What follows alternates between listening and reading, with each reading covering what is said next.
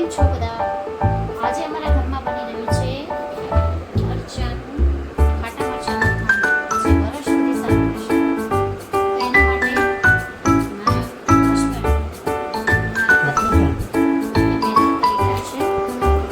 આવી રીતે મરચાંની પહેલા કાપી દીધા છે. બધા મરચાંને આવી રીતે કાપ મૂકી દીધો છે. પછી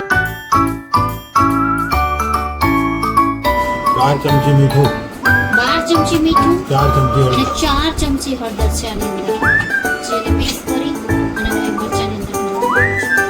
અને મરચાં તો ધોઈને એને એકદમ કોરા સાફ કરીને જ રાખવાના, સહેજ પણ પાણીવાળી ભીનાશ ના આવવો જોઈએ. તો જ એ સારા રહેશે, વર્ષ કે 2 વર્ષ સુધી સારા રહેશે. અમે હર વર્ષે બનાવીએ જ છીએ.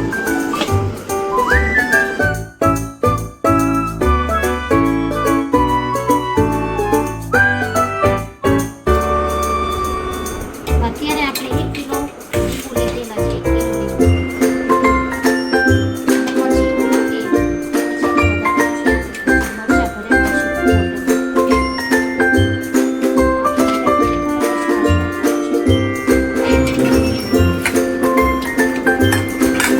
બહુ મહેનત કરી હશે.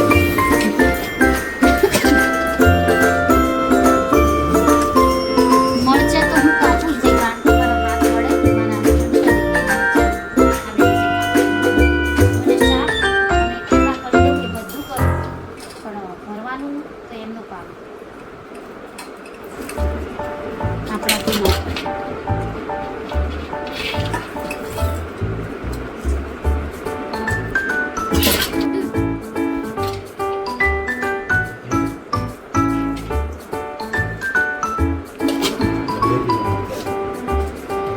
આજે જે વિડીયો પર બતાવું આડા કે ઉપર નાખવાનું?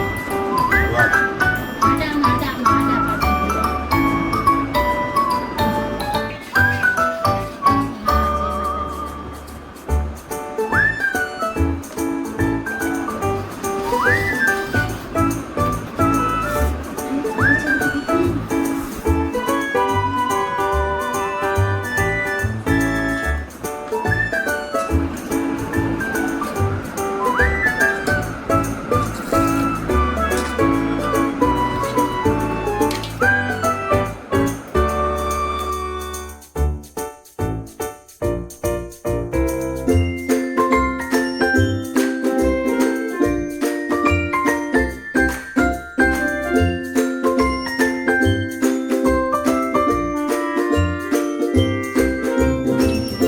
નીચે રાખો.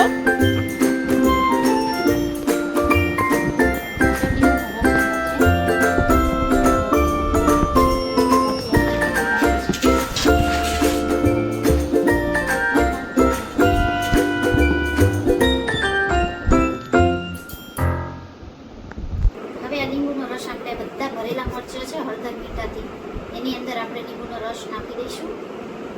અને ગળણીથી ગાળવાનો અર્થ એ છે કે આપણે કોઈ બી બીજ રહી ગયા હોય લીંબુના તો અંદર ના જાય. તુરા તો ના થાય મરચાં, મજા ન આવે આપણને લીંબુ ના હોય ને બીજ.